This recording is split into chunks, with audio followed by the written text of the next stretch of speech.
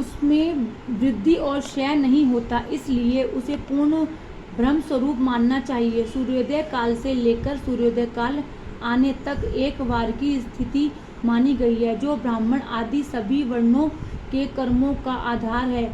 विहित तिथि के पूर्व भाव में ही की हुई देव पूजा मनुष्यों को पूर्ण भोग प्रदान करने वाली होती है। यदि मध्याह्न के बाद तिथि का आरंभ होता है तो रात्रि युक्त तिथि का पूर्व भाग पितरों के श्राद्ध आदि कर्म के लिए उत्तम बताया जाता है। ऐसी तिथि का प्रभाग ही दिन से युक्त होता है, अतः वही देव कर्म के लिए प्रशस्त माना गया है। यदि मध्याह्न काल तक तिथि रहे तो उदय व्यापिनी तिथि को ही देव कार्य में ग्रहण करना चाहिए। इसी तरह शुभ तिथि एवं नक्षत्र आदि ही देव कार्य में ग्राह्य होते हैं। वार आदि का भली भांति विचार करके पूजा और जप आदि करने चाहिए। वेदों में पूजा शब्द के अर्थ की इस प्रकार योजना की गई है।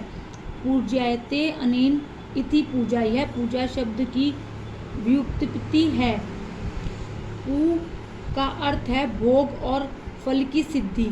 वह जिस कर्म से संपन्न होता है उसका नाम पूजा है। मनोवांछित वस्तु तथा ज्ञान ये ही अभिष्ट वस्तुएं हैं। सकाम भाव वाले को अभिष्ट भोग अपेक्षित होता है और निष्काम भाव वाले को अर्थ परमार्थिक ज्ञान, ये दोनों ही पूजा शब्द के अर्थ हैं। इनकी योजना करने से ही पूजा शब्द की सार्थकता है। इस प्रकार लोक और वेद में पूजा शब्द का अर्थ विख्यात है।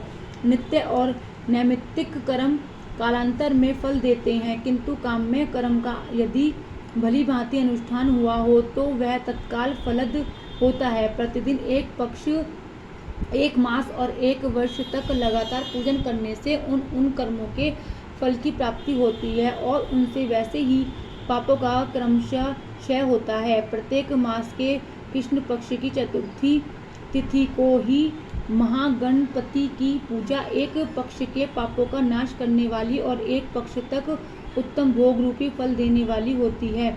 चैत्र मास में चतुर्थी को ही हुई पूजा एक मास तक किए गए पूजन का फल देने वाली होती है और जब सूर्य सिंह राशि पर स्थित हो उस समय भाद्रपद मास की चतुर्थी को ही हुई गणेश जी की पूजा एक वर्ष तक मनोवांछित भोग प्रदान करती है, ऐसा जानना चाहिए। श्रावण मास के रविवार को हस्त नक्षत्र से युक्त सप्तमी तिथि को तथा माघ शुक्ला सप्तमी को भगवान सूर्य का पूजन करना चाहिए। ज्येष्ठ तथा भाद्रपद मासों के बुधवार को श्रवण नक्षत्र से युक्त द्वादशी तिथि को तथा केवल द्वादशी को भी किया गया भगवान विष्णु का पूजन अभिष्ट संपत्ति को देने वाला माना गया है।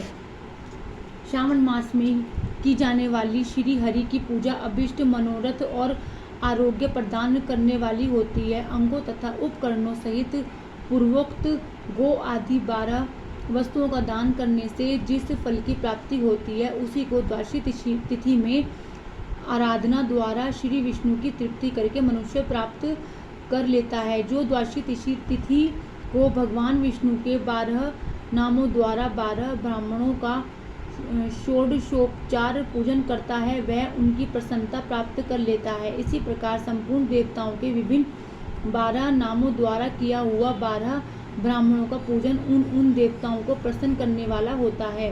कर्क की संक्रांति से युक्त श्रावण मास में नवमी तिथि को मृगशिरा नक्षत्र के योग में अंबिका पूजन करें। वे संपूर्ण मनोवांछित भोगों और फलों को देने वाली है। ऐश्वर्य की इच्छा रखने वाले पुरुष को उस दिन अवश्य उनकी पूजा करनी चाहिए। आश्विन मास के शुक्ल पक्ष की नवमी तिथि संपूर्ण अभिष्ट फलों को देने वाली है। उसी मास के कृष्ण पक्ष की चतुर्थी को यदि रविवार पड़ा हो तो उस दिन का महत्व विशेष बढ़ जाता है। उसके साथ ही यदि आर्द्रा और महार्द्रा का योग हो तो उक्त अवसरों पर की हुई शिव पूजा का विशेष महत्व माना गया है। माघ कृष्णा चतुर्थी को की हुई शिव जी की पूजा संपूर्ण अभिष्ट फलों को देने वाली है। वह मनुष्य की आयु बढ़ाती, मृत्यु कष्ट को दूर हटाती तथा समस्त सिद्धियों की प्राप्ति कराती है। ज्येष्ठ मास में चतुर्थी को यदि महाद्रा का योग हो तथा मार्गशीर्ष मास में किसी भी तिथि को यदि आर्द्रा नक्षत्र हो तो उस अवसर पर विभिन्न वस्तुओं की बनी हुई मूर्ति के रूप में शिवजी जो 16 उपचारों से पूजा करता है उस पुण्यात्मा के चरणों द्वारा दर्शन करना चाहिए। भगवान शिवजी पूजा मनुष्य को भोग और मोक्ष देने वाली है, ऐसा जानना चाहिए। कार्तिक मास में प्रत्येक वार और तिथि आदि में महादेव जी की पूजा का विशेष महत्व है। कार्तिक मास आने पर विद्वान पुरुष दान, तप, होम, जप और नियम आदि के द्वारा समस्त देवताओं का षोडशोपचारों से पूजन करें। उस पूजन में देव प्रतिमा, ब्राह्मण तथा मंत्रों का उपयोग आवश्यक है। ब्राह्मणों को भोजन कराने से भी वह पूजन कर्म संपन्न होता है। पूजक को चाहिए कि वह कामनाओं को त्याग कर पीड़ा रहित हो देवाराधना में तत्पर रहे।